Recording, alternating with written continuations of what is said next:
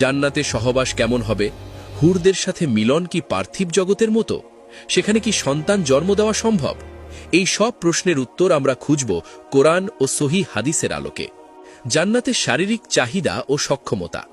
আমাদের মনে প্রশ্ন জাগতে পারে, জান্নাতে কি মানুষের ক্ষুধা লাগবে? তারা কি ক্লান্তি অনুভব করবে?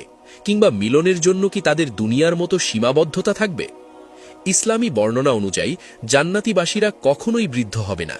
তারা হবে চিরযুবক, যাদের বয়স হবে সর্বদা ৩০ থেকে ৩৩ বছরের মধ্যে। জান্নাতে প্রস্রাব, পায়খানা বা কোনো প্রকার নাপাকির অস্তিত্ব নেই। তাদের ঢেকুর ও ঘাম হবে কস্তুরীর মতো সুগন্ধযুক্ত। জান্নাতীদের শারীরিক সক্ষমতা সম্পর্কে মহানবী এক বিস্ময়কর তথ্য দিয়েছেন।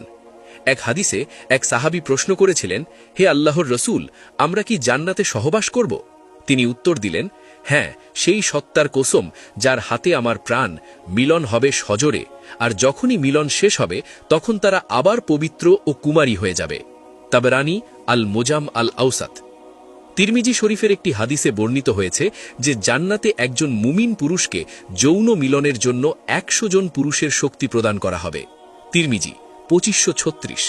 এটি দুনিয়ার কোনো দৈহিক শক্তির সাথে তুলনীয় নয়, বরং এটি হবে জান্নাতের এক ঐশ্বরিক দান, যা কেবল আনন্দ বৃদ্ধির জন্য। সেখানে কোনো বীর্যপাত বা দুর্বলতা থাকবে না।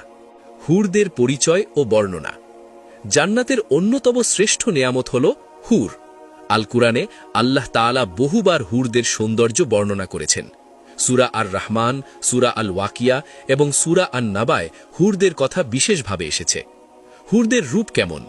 কোরআনের ভাষায় তারা হল হুরুন ইন, অর্থাৎ ডাগর চোখ বিশিষ্ট সুন্দরী। তাদের গায়ের চামড়া এতই স্বচ্ছ হবে যে হাড়ের মজ্জাও বাইরে থেকে দেখা যাবে।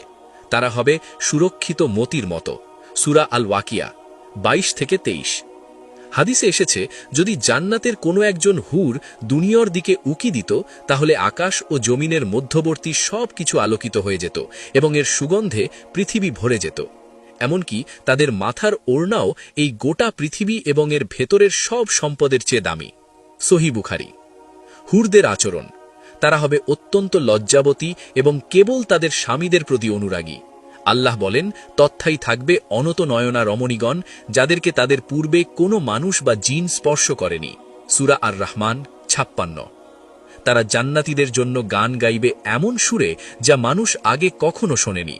তারা বলবে, আমরা চিরস্থায়ী, আমরা কখনো মরণশীল নই, আমরা চিরসুখী, আমরা কখনো দুঃখিত হই না। দুনিয়ার স্ত্রী বনাম হুর। অনেকের মনে প্রশ্ন জাগে, দুনিয়ার স্ত্রী যদি জান্নাতি হন, তবে হুরদের উপস্থিতি